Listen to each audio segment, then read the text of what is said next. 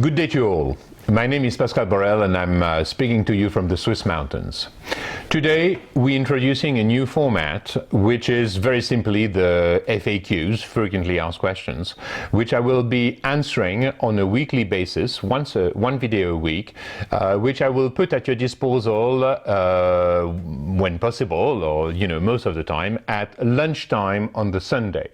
I will be answering the questions that you have the kindness and that you took your time to ask through the comments of YouTube videos or on other social medias that we're all using.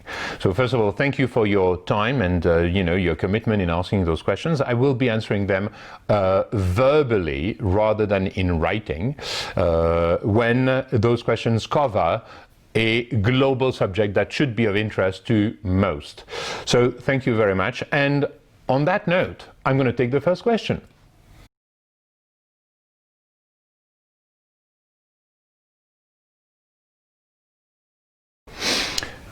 Okay, that's a very good question. My anticipation of the number of cases and death cases, I'm afraid, was based on my studies of the Spanish flu of 1918-1919. And today there is a major difference. This major difference is the antiviral treatments that we have at our disposal. Of course, the antibiotics and other things. But mostly the idea is to diminish the viral load that you have even on the second exposure. And you will not strike the cytokine storm that many people were dying of in the Spanish flu of 1918-1919, given the heart failures that it was striking. We don't have this problem at this stage in time because mostly the antiviral based on hydroxychloroquine, I'll get there, zinc and D3 vitamins are hyper efficient. A lot of doctors that have implemented such treatments have had very, very little bad cases or death cases in the patients that they were in charge of. So that's the main difference. The other difference is also that given the fact that you have so many thousands strains of the virus, it is clear that you have some strains which are less symptomatic and those which are more symptomatic. The ones which are more symptomatic tend to kill the affected person and therefore cannot spread any further. The less symptomatic strains are striking the immunity that you will have inside you for a few months or a few years if you're lucky. But fact of the matter is you have less symptomatic strains which are in the human populations at this stage in time, diminishing yet the number of death cases that you have. So that's my main answer, basically.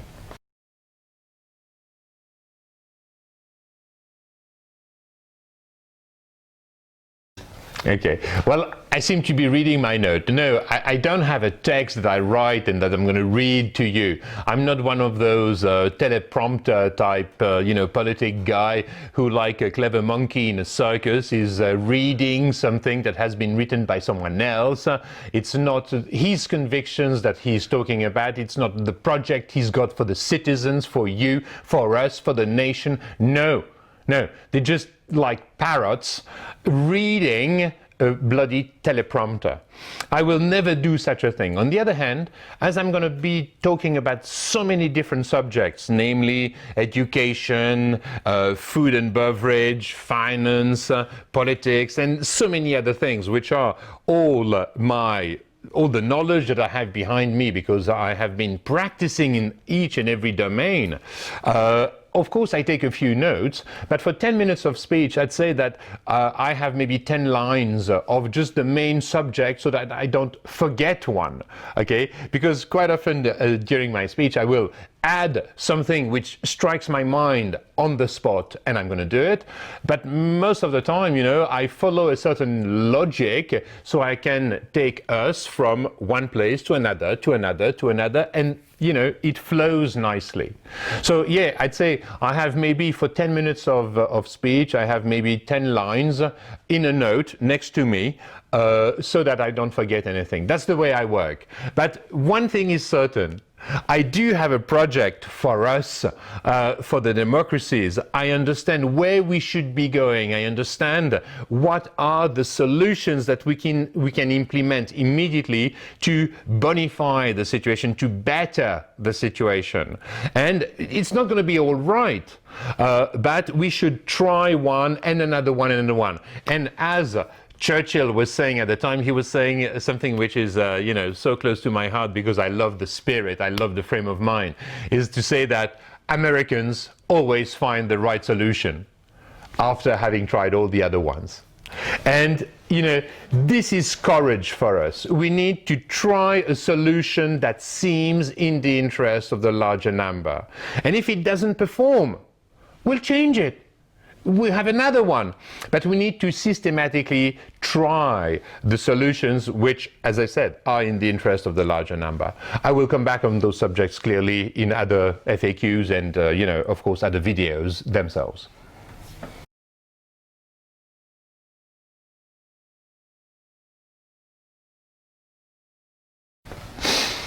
Well, thank you very much. Of course, the most efficient antiviral today is making sure that the amount of zinc within the cytoplasm of your cells is going up. Now, the membrane will stop zinc from flowing into your cells into greater concentration because it is toxic. Not as much as lead, for instance, but it is still a toxic product. So what you want is to use the ionophore, as in the substance that allows that forces the membrane to accept a higher concentration of zinc into the cytoplasm. And you can use any ionophore in order to get there. But you want to use the one that has the lesser side effects or no side effects at all. Although all those products do have side effects, however you use them. But I'd say that hydroxychloroquine or quinine or chloroquine has been used for more than a century in the prevention of malaria. And you die of malaria, but you don't die so often of taking a bit of quinine or hydroxychloroquine or one of those products. So they all have side effects, but the reason why hydroxychloroquine, for instance, has been forbidden in France is to protect the financial interest of those who are producing Remdesivir or other products, other ionophores, which are much more expensive. At this stage in time, the best antiviral treatment will cost at the most $10 a week. Okay, because zinc, D3 vitamins, and a bit of hydroxychloroquine is so cheap, so it doesn't serve the interests of the pharmaceutical industry and of the medical industry, because it is an industry today. Nothing else. And those people, the people which are promoting that, I was almost going to say, they don't make science anymore. They are not scientists. They just deal with the financial interest that they have. And because each crisis is an opportunity for those who have the right product or the right service to find a solution to the crisis.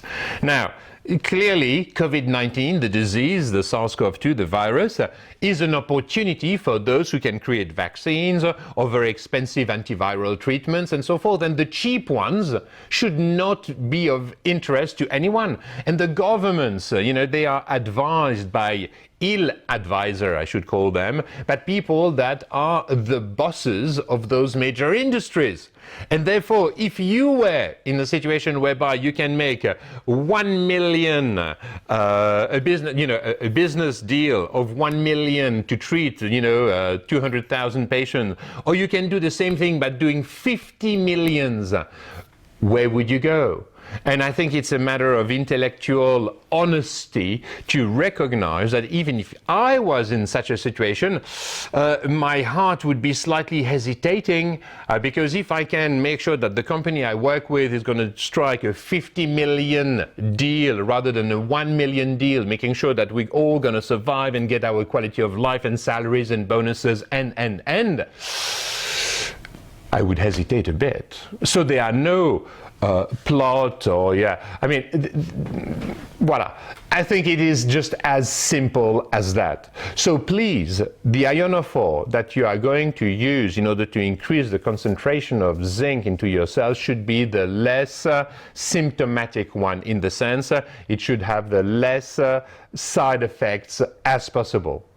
And to my knowledge, and I may want to study it a bit more, but to my knowledge, hydroxychloroquine is the deal today. And maybe tomorrow, in 6 months' time, we'll have another deal. But that's the most efficient today.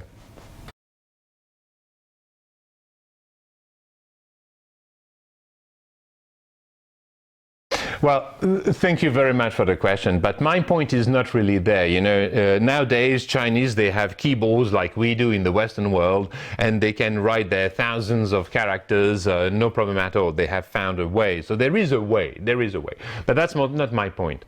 My point is the Chinese, a fabulous civilization, has invented so many things without using them, exploiting them for the benefit of the larger number. They've invented the printing industry, which has been the main driver in the Western world for promoting and sharing common knowledge of human beings on a larger scale.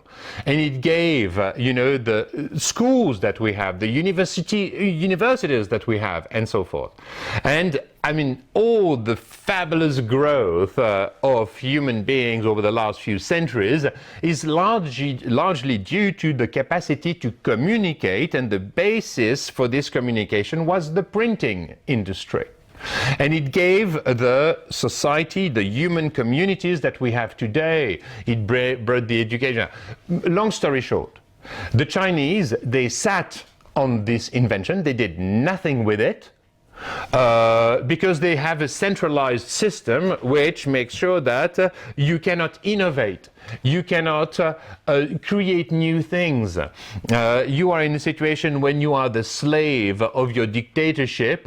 Well, of course, you're not going to create something new. You're trying to survive, to raise your kids as good as you can, but you're not going to create a new company or anything as such. And if I may add, with all due respect to a fabulous civilization that China is, today China is a country that has 70 years of history.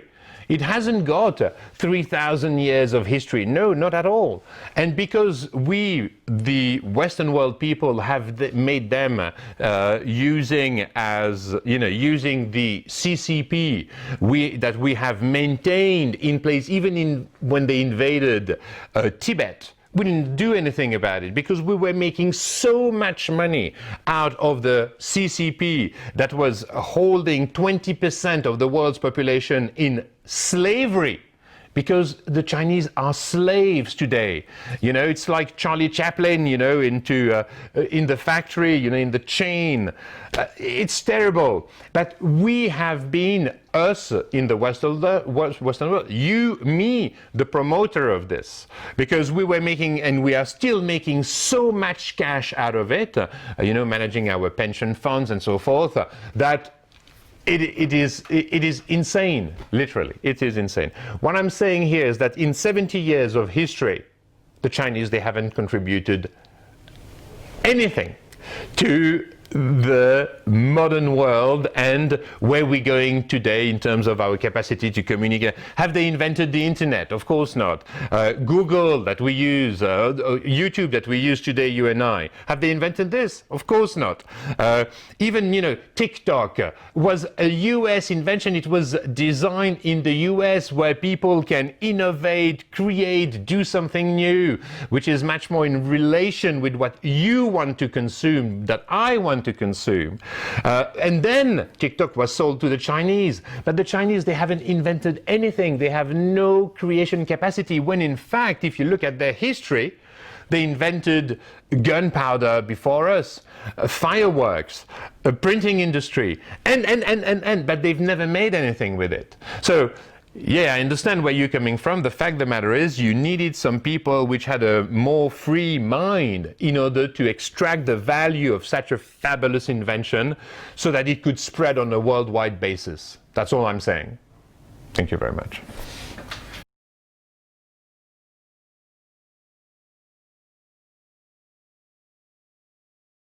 Thank you so much. For the next one, please. What do you think about efficacy of Remdesivir? Remdesivir. Well, there are many different studies which have shown that Remdesivir is not a viable antiviral treatment. Now, I don't know what is the cost of it, but I know that you have to inject it for at least, I would say, 8 to 10 days for it to be, in inverted comma, efficient, which is not. And I think it's just, again, the financial interests which are behind Remdesivir versus hydroxychloroquine and so forth, which are driving the whole thing. But there are plenty of reports on Wikipedia, on YouTube, on every media you may want to use, which will be confirming that Remdesivir it's a no-brainer. I mean, you shouldn't use it. It's striking side effects which are not good. Put it this way: Remdesivir is defending the financial interests of a few rather than trying to defend your health.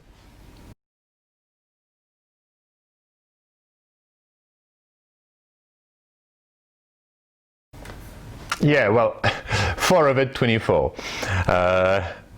I will be able to tell you about it, but in a few months, because it's the foundation at 4ovet24 is a project that will see not its end, but I mean its motion being put forward, I would say in June next year, June, July.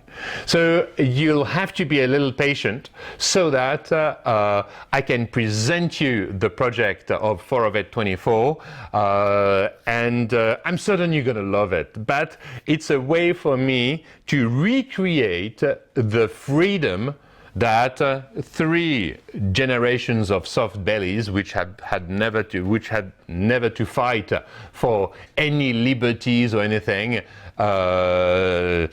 Voila. My idea with Ovet24 is to recreate a space of complete freedom for intellectually, of course, but also physically and, in a sense, financially. And I will be much more precise about all this when I can present it physically to you. I say no more, but you'll love it. Thank you very much. May peace be upon you and upon all citizens of this planet. Peace out.